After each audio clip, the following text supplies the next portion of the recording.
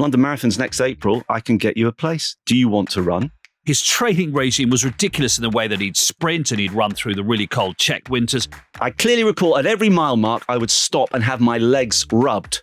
Tom Harrison ran it backwards. Took him 12 and a half hours.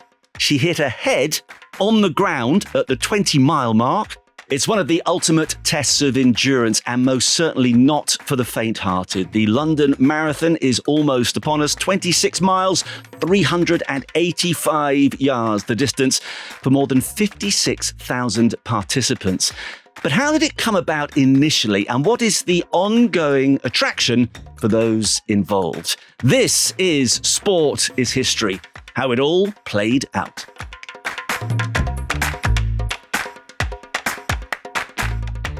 I'm Marcus Buckland, in the company of Mark Pougatch, who is an athlete in his own right. You've asked me to say that. In his own mind, in his own dreams. No, to be fair, you have cycled to Paris. I've cycled London, Paris, and I've cycled Land's End, John O'Groats. In brackets, I had to miss one day to go to the cup final, but it's my job, close brackets. That's impressive. Yeah.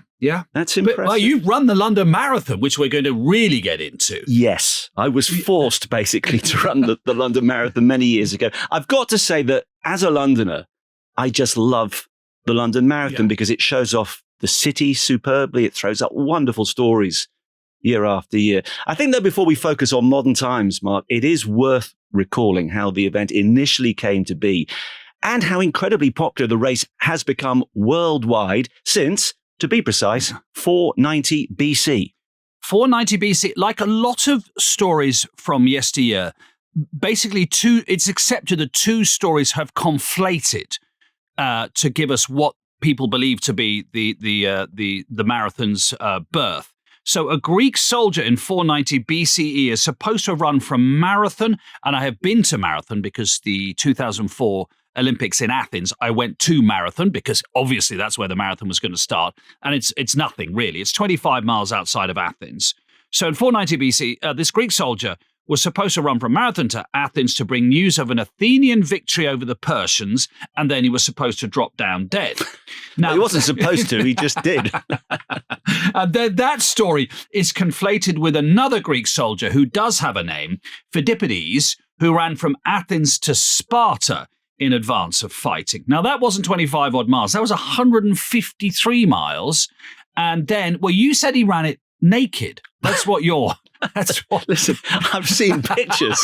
I'm not saying I'm an expert in this. That was your research. Well, I was a bit concerned because a bit of chafing. It's a tough enough job without having any shoes on or even a loincloth. Yeah. And then he is supposed to have dropped down dead. I think he is supposed to have dropped down dead saying, "We're saved. My feet hurt." And then he dropped down dead. But either way, Robert Browning, the great English poet, who actually wrote one of my favourite top lines of all, "Oh, to be in England now that April's there." And he said there because he actually was living in Italy, but he missed the spring in England and in the UK. "Oh, to be in England now that April's there." He wrote a very, very, very long poem about Phidippides. I thought, oh, he's a poem, we can read it out. And I got about the 15th verse and we're not reading it out. But there's a couple of good lines in it. Go on. No, I'll let you go first. Well, I may have the same lines as you. Then I'll be a big boy about it and I won't quote it. All right. Well, the lines I have, and by the way, we've got to point out that having heard this, it's not really a great advert for running the marathon. No. The only runners are dropping dead left, right and centre.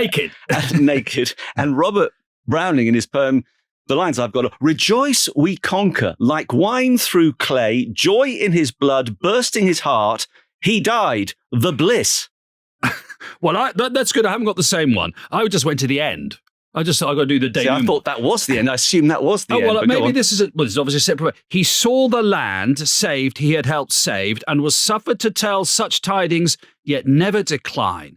But gloriously as he began, so to end gloriously, once to shout thereafter, be mute. Athens is saved. Phidippides is the shout for his meed," which means his share of the praise. Yeah. So I think that gives everybody an idea of when it all happened. So that's the sort of origin of it. And then, not surprising, when the Olympics are revived, the first modern Olympics is 1896 in Athens. Although actually, there is a good story about Much Wenlock in Shropshire and Olympics around that time. So it's one of those questions. What's the story in QI? In QI, and I happened to be watching this night, when they say, what year is the first modern Olympics? Yes. And somebody like you and I, some smart ass, presses a button and goes 1896. You know when they give the obvious answer on QI, which is wrong, and it goes beep, beep, beep. And I was at home going, Much Wenlock. And in Shropshire, my wife looked at me and went, you really are a prime nerd. But 1896 is accepted as the first modern Olympics. And Michel Brial, who was a French philologist, study of language in oral and written sources, yes, I had to look it up, sat next to Pierre de Coubertin, I think most people know that name as the father of the modern Olympics, at a dinner in 1894 of the IOC, so 2 years before Athens, and then wrote him a letter going, since you are going to Athens, see if we can organize a marathon race at Phoenix, which is an open-air hillsite near Acropolis. This would have an antique flavor, yes it would. If we knew how long the Greek warrior took, which one, we could set the distance. For my part, I would claim the honor of offering the Marathon Cup. Yeah. Well. So Michel Brial really was the brains behind it. And what they said was that let's start the marathon, and we'll end in the Olympic Stadium, which is not the one you would have seen on the telly in 2004, but actually is one called the Panathinaikos Stadium. And I went there for the end of the 2004 Olympics. It's absolutely stunning picture of it. Very, very small. And actually, like all Olympic stadiums now and running tracks are obviously they're pretty much circles, aren't they? Mm-hmm. This really is a very, very elongated, sort of looks like a tongue, that shape there. And we were all there in 2004 because we thought Paula Radcliffe was going to win the Olympics in 2004. And she didn't because it was very hot and everyone knows what happened to her on the way as well there. But instead it was won by a Greek. It was a fellow who was then offered anything he wanted by the king of Greece, Spiros Lewis, who was a water carrier, did the business. There were 18 starters in 1896, 9 finished. There were accusations of cheating, that apparently some of the runners were being given lifts. And in a moment, I will have to confess to a similar crime during my school days. But Spiros Lewis won it. The king of Greece was thrilled. You can have anything, he said to this water carrier. And Spiros chose a donkey-drawn carriage to help him with his work delivering mineral water. Well, very smart of him. He is supposed to have stopped in the town of Pikermi during the race. Some say for a glass of wine, others say for an orange, but soon after his future father-in-law gave him a glass of cognac just to boot. I was told by people who played for Liverpool in the 70s that they would sometimes have a little nip of brandy before they went out to play a match. Yeah, well, the night before cup finals, I'm sure that Brian Clough always gave his players a couple of drinks to relax themselves. Yes. And we're going to tell the story next week, I think it is, of the Black Ball final of 1985. And Dennis Taylor has a little nip of brandy when he gets that final to 17 frames all. And there were 2 Compton brothers who played for Arsenal. Obviously, the very famous Dennis Compton, one of the best England batsmen of all time, and his brother Leslie, they played in the cup final, and they tell a story of at halftime not quite feeling it, and they had a little heart starter. Now, I want to get on with it, because you have run it. Come on, I really want to. So my middle one is running it. Mm-hmm. So I'm really looking forward. So the first thing I said to her was, as you do as a father, right, 26 miles. I need to be there at every single mile post. I need to be there 26 times with the family to cheer you on. She just, Dad, that's just not practical. So talk me through the whole experience. Yes, 26 miles, 385 yards. And a little later we'll explain to you. And it's because of royalty why the 385 yards was tacked on. In 1993, I was working in local radio up on Merseyside, and one of the DJs there, Roger Lyon, was a very keen runner, and I was obviously a very persuadable young man. He said, oh, come on, we've got some 10K runs here and there. And I started doing some 10Ks and then slightly longer races, and then I did a half marathon, unbelievably. I thought, that's it. And then he said, well, London Marathon's next April. I can get you a place. Do you want to run? No. Of course I don't. Yes, you do. No, I don't.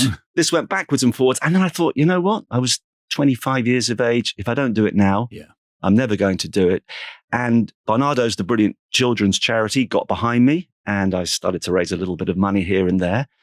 And, suddenly I'm preparing for this race. And the worst thing about it, I think, Mark, is obviously it's run in April where the weather tends to be getting a bit better, but it means the bulk of your training, or at least what training I did, is during those cold months of January and February and March. I used to be running around Hyde Park. I thought, this is absolutely miserable. I'd come back down from Liverpool to London by this stage, so I was based in London. But, it was something that I felt I should do. And then once the pressure's on and you've raised a bit of money, you've got to finish this thing. But I clearly recall getting, first of all, to the start line, Mark, which is in the Greenwich Blackheath area. And there are thousands of people. I mean, I think this year, something like 56,000 people are going to run. Back in 1993, I think it was 35,000 people. And the first thing you realize is that you're not going to do anything for half an hour because you're just waiting just to slowly shuffle forward and get over the start line.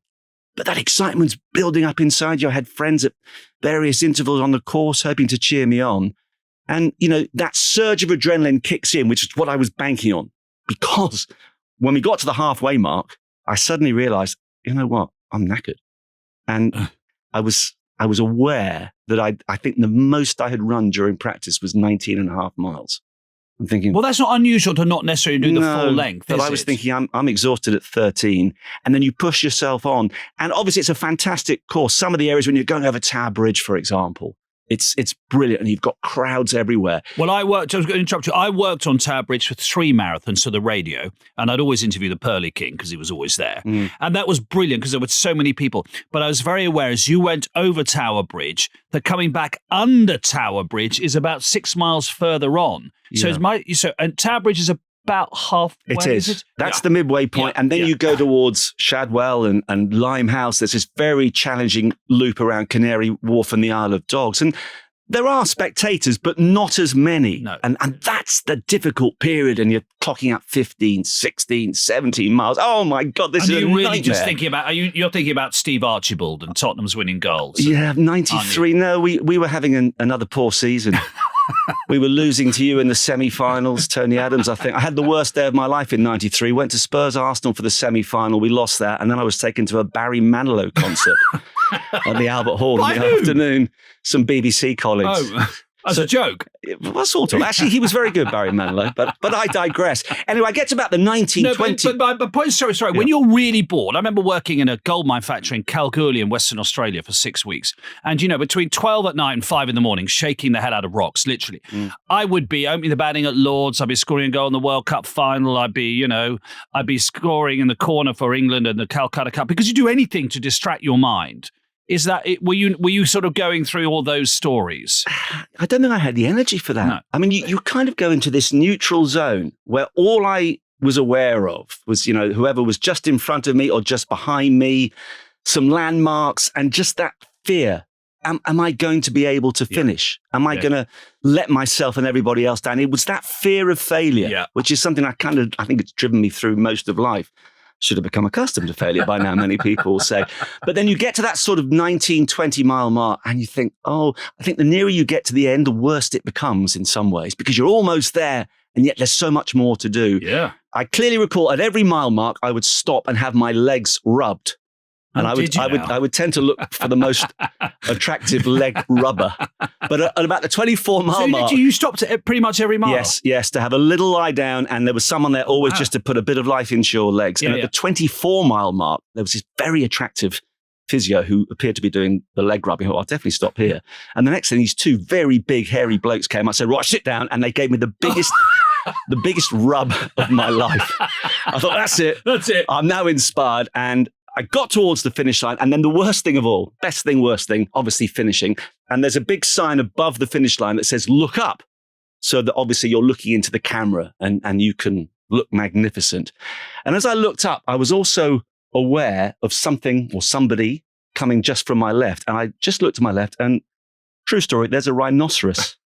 2 blokes dressed as a rhinoceros just cantering past me. And I'm thinking, I cannot have a picture at the finish line with a bloody rhinoceros just in front of me. I'm beaten by a rhino. So I slowed down a bit. I could easily have shaved 20 seconds at least off my final time of 5 hours 43.26. I could have been sub 5:43, which makes me elite. Yeah. But it was an amazing experience to accomplish it, to finish it.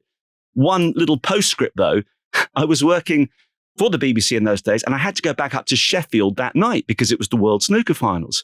So I got on a train at about 6 o'clock, put my suitcase in the rack above the seat, sat down, obviously about 2.5 hours to Sheffield. And as we came into the station, I tried to stand up. And I literally couldn't get out of my seat. I had completely seized up and had to get two other passengers to lift me up, grab my suitcase. And Did you say, I've run the marathon? Did you have your medal on? I think I probably did, yeah. Oh, I'm sure I've been boring them for 2.5 hours. I think you say your commando rolled out of the train. I just got out of the doors before they closed. I think the next stop might have been Glasgow Central or something. So it was a memorable day. I am so glad that I did it, and I'm even more glad that I've never done it again, and will never do it again. Are there some bits that are really empty? Are there some bits where there really aren't any spectators and you're just you and your thoughts and one foot? I remember when I did Land's End to John O'Groats, my friend Tom, who's a big cyclist, said, remember, every pedal is a pedal closer home. Well, there's some bits you just thought every pace is a pace closer home. I mean, that bit around Shadwell Limehouse where there are still people cheering you on, and you so appreciate that. And you've got the camaraderie of those running with you. I mean, some may be with you for quite a long time. Others may go flying past you. Very few did I go past. But it's just because you're in that moment, you know you are part of an incredible experience. You know, the elite. Eamon Martin won it that year for the United Kingdom. Oh, wow. He was a proper, yes. You're saying to yourself, I am part of this race. And I think that's what kept me going. What happens if you want to poo? Fortunately, I didn't. I mean, when my daughter told me she was going to run it, I looked at her and she went, I knew that you were going to ask me that. Well, there are little areas you can go to. Did you have a wee? Do you know what? All these years on, I can't remember. I think I must have done. I couldn't go 5.5 hours without having a wee. I'm not sure. I guess you're so dehydrated. Maybe you don't need to. Lots of jelly babies and Haribo and all that. I did none of the professional things. I didn't drink enough. I didn't prepare enough. I'd had a big bowl of pasta, I think, first thing in the morning. But which you didn't really want to eat, did you? It was madness in hindsight. But equally, I'm so glad I did it. And I think anybody listening, if you've got a chance, if your knees are okay, your back's not too bad, won't be afterwards, but it's definitely worth trying it at least once. Oh yeah, no, I'm there. I am there to do my best. And you raised great money for Barnardo's. Well done, you. I did. And you know what? I mentioned the rhinoceros, and if it hadn't been for the extra 385 yards, my time would have been so much quicker. And this 385 yards, Mark, we've come forward to sort of the modern period of 1896, and that wasn't the official distance that they ran there. 1908 London Olympics. This is when things get very modern for a very strange reason. It's so typically British. So the extra 385 yards, the British Olympic Committee started the race from Windsor Castle. So obviously it goes Windsor Castle to, it's the White City Stadium, isn't it? Yes. In Shepherd's Bush, which is no longer there. I think it's probably Westfield. I remember you and I worked there for years. I think it's probably Westfield today is where it was. Yeah. And was used in 1948 as well. But the extra 385 yards starts from the lawn at Windsor Castle so that the royal children could watch from their nursery. No parents about it, of course. They didn't want to hang out with their children. That's not the point. And finish in front of the royal box in the London White City Stadium so that Edward VII, as it was, and the British royal family had a prime view of the finish. So if in doubt, rig it around the royal family. Yeah, I mean, it's a further example of royal children sometimes being over-catered for, and we know what that can lead to, Mark. Just to finish off with our friend Spiridon Louis, the Greek water carrier. 1936, the Berlin Olympics, which is obviously the Hitler Olympics, the Nazi Olympics, and they invited Spiridon Louis to there, and he was the official Greek flag carrier at the opening ceremony, and he offered Hitler an olive branch from Olympia itself, which you can interpret on so many different levels of irony there. So he went there and he offered, and he said, right, here's an olive branch from Olympia itself, Mr. Hitler. And we all know that didn't do any good at all. So that's 1924. So London Marathon's really famous. Actually, probably the most famous, but I don't think it's the most famous marathon outside the Olympics. I think Boston still probably holds that title. Yeah, Boston's the oldest marathon of the modern era, as it were. I think the first one was it 1897? Yeah, the year after and it's been run every year since, with one exception in 1918. And it's created all sorts of magnificent headlines. There have been some very difficult moments as well. I think we all remember the bomb that went off. Also, you'll tell the story about, and I'm going to talk in a moment with regards to an amazing lady who didn't begin running marathons until she was 60. But of course, for a very long time, it was unthinkable that a woman would run 26 miles, 385 yards. lots of the excuses were, well, it's unbecoming. How could, it'll mean you can't have babies if you do all that exercise. It's not what ladies should be doing. So there was an unofficial runner in 1966 called Bobby Gibbon in Boston Marathon, but she basically sort of hung back and didn't really run in the race. And then the next year, KV Switzer entered the race. And KV Switzer was a woman, a 20-year-old called Catherine Switzer. But the authorities didn't know she was a woman. If they had done, they would have banned her. And after 2 miles, the race organizer, a man called Jock Semple, realized, oh, she's a woman. So he gets onto the course and literally you look at the photographs, they're shocking, tries to manhandle her off the course and remove her bib. Now Catherine Switzer's boyfriend got in the way of Jock Semple and pushes him out the way. And she finished. And she said afterwards that she started the marathon as a girl and finished as a grown woman. And she knew the implications of not finishing and how that would be interpreted by around the world that women couldn't do it. There's that thing. There's a sort of crossing of the Rubicon moment for women in all areas of life, but particularly in sport, as we're talking about here. We go, I have to do this. I have to win, or I have to finish, because otherwise it will be interpreted that women are too weak, the women aren't up to it, the women aren't capable of it. And as a result of this, she created a running program in 27 countries worldwide with over 1 million women running, and she ran it again 50 years later in 2017.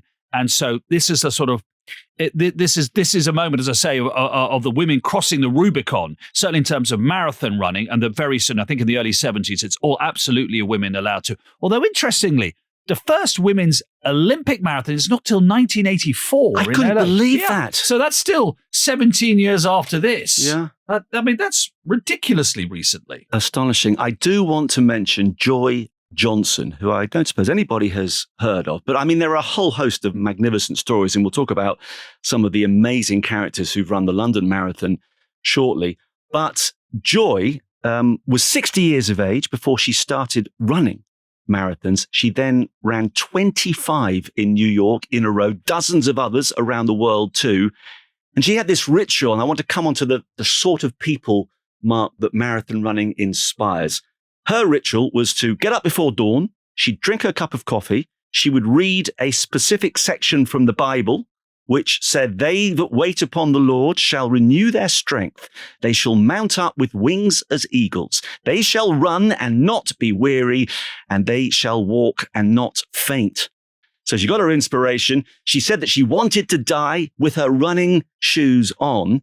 I mean, you've got to recall, she was born 40 years before the first woman officially entered a sanctioned marathon, and she ran her last one at the age of 86. She hit her head on the ground at the 20-mile mark, but she got up and she finished. And that's just an example of the endurance, the passion, the desire that obviously you need to achieve something like that. It does appeal to a certain person. I mean, the one-offs that you've done are absolutely brilliant, but people who do it time and time and I would say it's a good addiction, isn't it?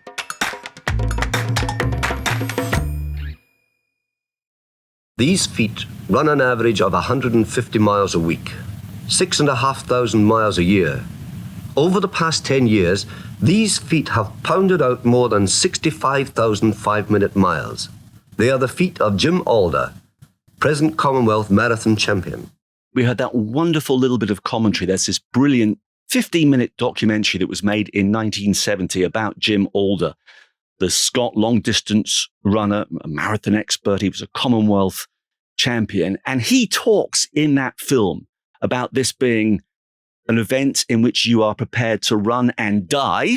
Yeah. I mean, I didn't quite have that passion and desire back in 1993. He says, obviously, it takes years to peak. You almost get to the point of death's door. He said, and we heard how many miles he was running year after year, he didn't enjoy the running side of it, but he liked the fact that it was a test of man against himself. He'd actually come from a really tough background. His father was killed, I think, on the last day of the war.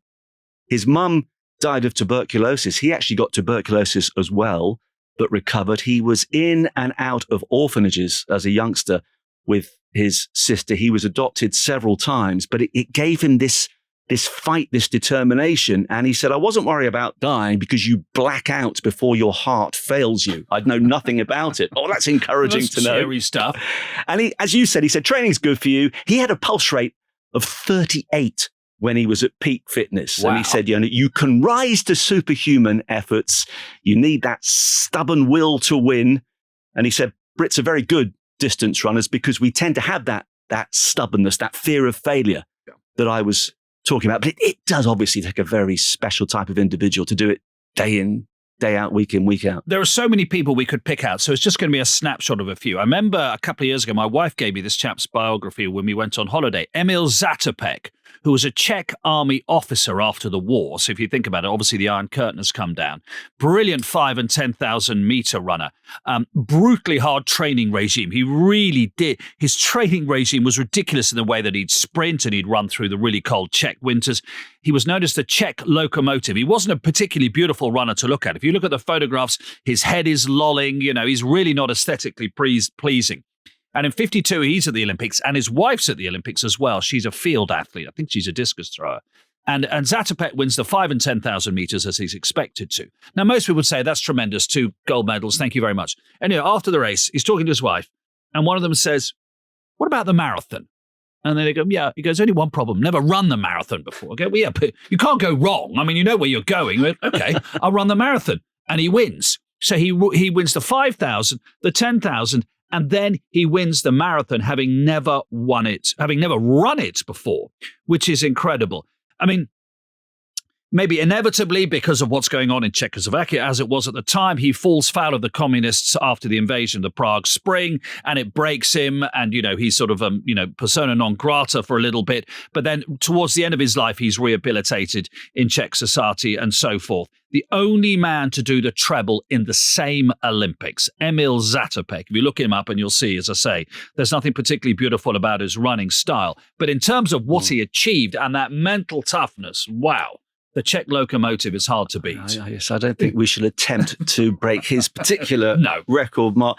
And just in terms of the development in popularity of, well, certainly the London Marathon, Mark, we go back to the first one. That was in 1981.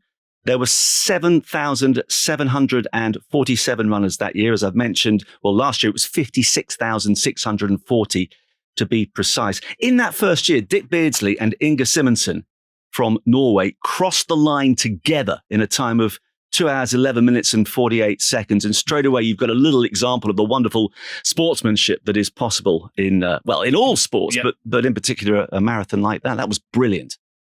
You said that you cheated in one of your early marathon attempts or cross-country attempts. Yes, I like the way you've gone from a great moment of well, I just remembered, I wasn't going to let you off the hook that we weren't going to not talk about it. I thought we got away with that. Well, it reminded me when I was looking back to the one in 1896. The Spirit on Louis one, yes. Where there was an opportunity. Well, they say that several people were getting rides halfway through.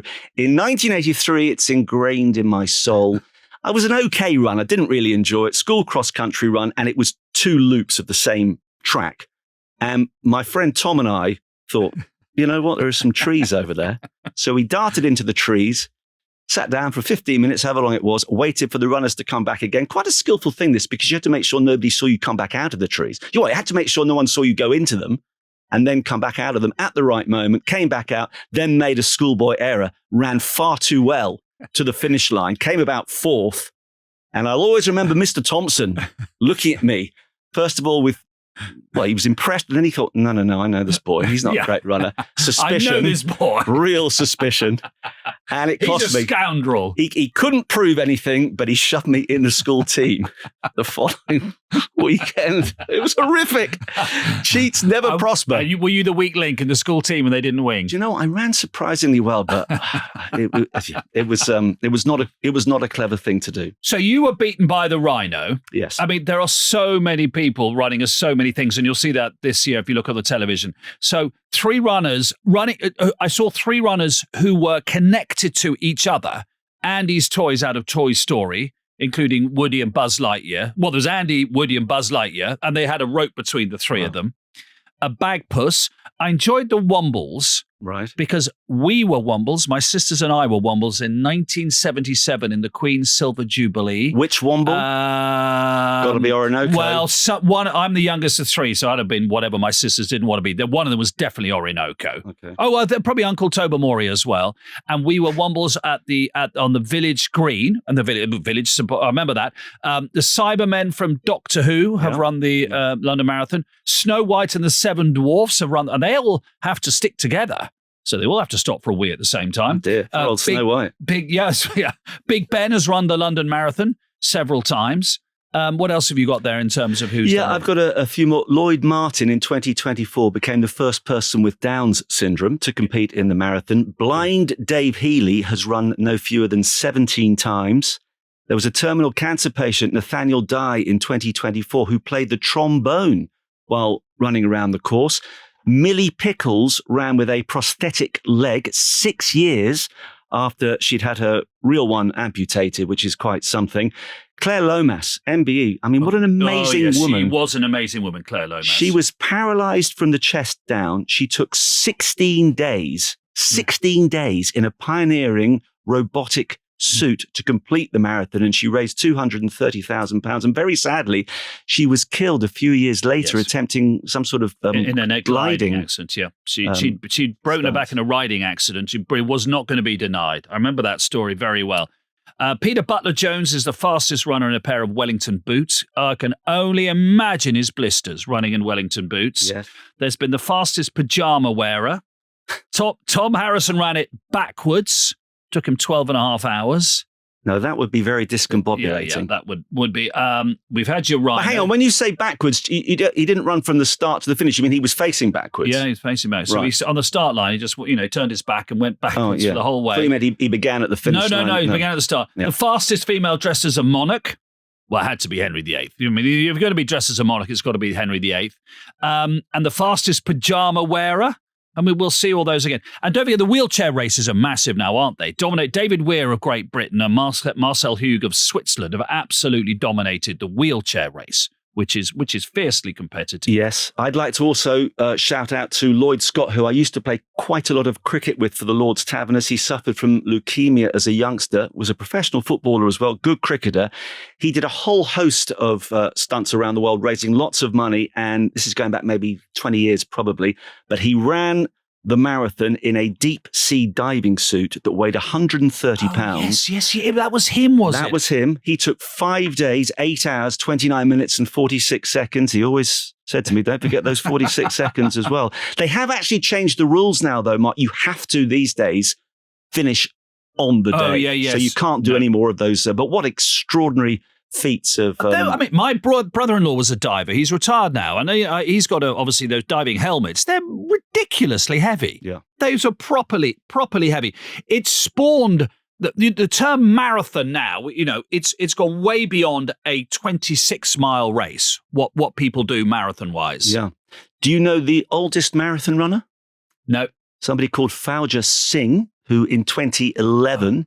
completed, I don't know if it was the London Marathon, but certainly a marathon at the age of 100. And this is extraordinary if it's true. The youngest marathon runner, Budya Singh, could be related as well, I'm not sure, but reportedly ran 48 marathons by the age of 5, which I am finding quite hard to believe. I don't think it's very good for your developing joints and bones either. Well, talking of those as well, well, on average, let me tell you, this might be of use to you, Mark, you lose between 2,600 and 3,800 calories when you run a marathon. Yes. And also you lose 0.5 inches in height because the cartilage somewhere in your legs and your spine compress. So you shrink a bit. Compress. You shrink by 0.5 inches. My daughter's only 5'4". She doesn't want to get any smaller. It's only temporary. It's only temporary till you've had a Big Mac and then you get bigger. Now there is a marathon that I would be interested in France. The Marathon du Médoc. Yes, that sounds more like my thing. Well, I certainly would like to go and visit it as a spectator. It features 22 refreshment stands with wine. French. Yes. And 21 gourmet food stalls with oysters, steak and cheese. Trouble is, if you and I were running that, I might just have a bit of that. Oh, there's another, you know what I mean? I once ran 4 miles for a friend who was raising money for a charity, around the villages where I live. Yeah. And the deal was 5 pubs, 5 pints, 4 miles. And that was, by the end of that, I was not good. Swilling. Not good. Have you also heard of the Man v Horse Marathon?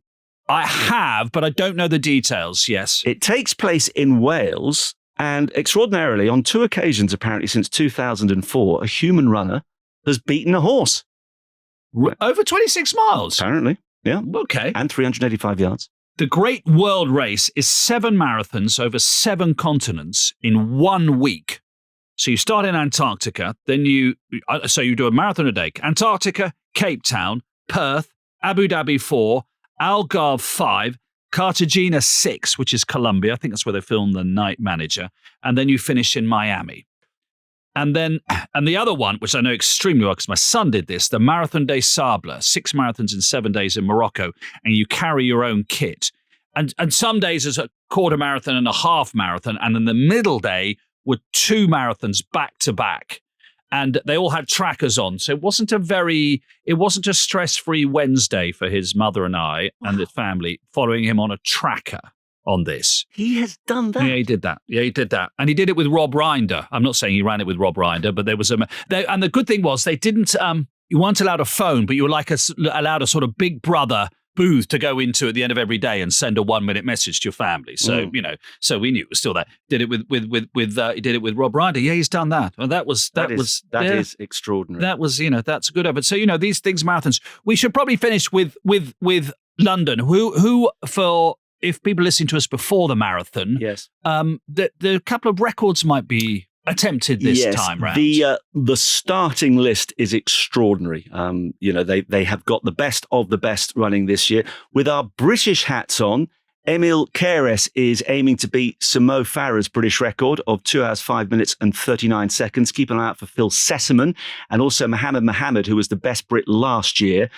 Big favourites, you've got Sebastian Soy of Kenya. He's the defending champion. You've got Jacob Kiploma. You've got Josh Cheptegei. You've got Amos Caprito. There are lots of others.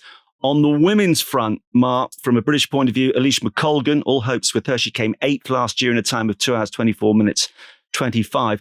Paula Radcliffe still holds the record of 2 hours, 15, 25. Yeah.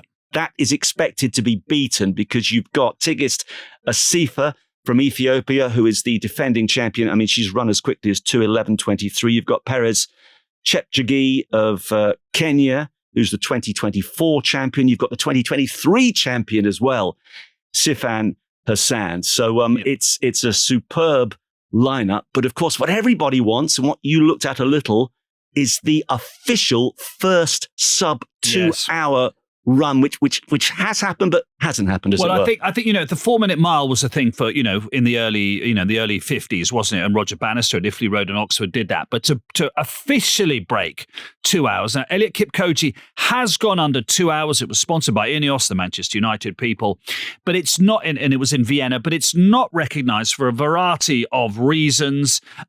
Vienna, there's nothing wrong with that, but Vienna's very flat. That's why they chose it.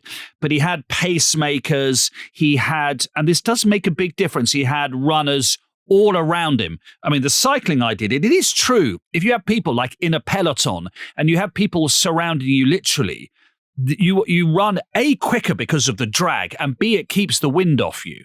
So there are a variety of reasons why that's not an official time. But he did run it in under 2 hours. It was like 1:59:41 or whatever. So the first time somebody runs it in under 2 hours officially in a race will be the next staging post in mankind's getting quicker and quicker. Yeah. And it just shows how it's developed. There he is running with specialized shoes. He's got his pacemakers, as you said, fluids and all the rest of it. And we go back to dear old Phidippides, stark naked, collapsing, having given the good news that the war had been won.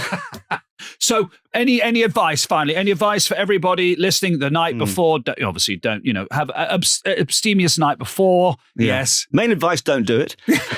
But no, do it. And I think if I was to do it again, I slightly kidded myself because the training, it's onerous. I mean, it takes months. Yeah. And it is during those cold winter months as well. But it's the most incredible feeling to compete the race. I do remember my dad saying to me a few days later, Marcus, and he was a nice dad, but he said, I am incredibly proud of you. And, that meant something because he didn't have many opportunities to say that, to be honest. So there are quite a lot of things in life where you're pleased to have done it. You don't necessarily enjoy doing it, exactly. But you go, oh, I'm really pleased I did that. Yeah. Well, listen, good luck to all of you, the 56,000 and however many take part. And hopefully millions of pounds will be raised for charity. It's a fantastic day. And that is it. Next week, we are going to turn our attention to a slightly more sedate sport, but one that's just as exciting because we're going to relive the Black Ball snooker final of 1985. For now, though, from Mark Pougatch and me, Marcus Buckland, happy running.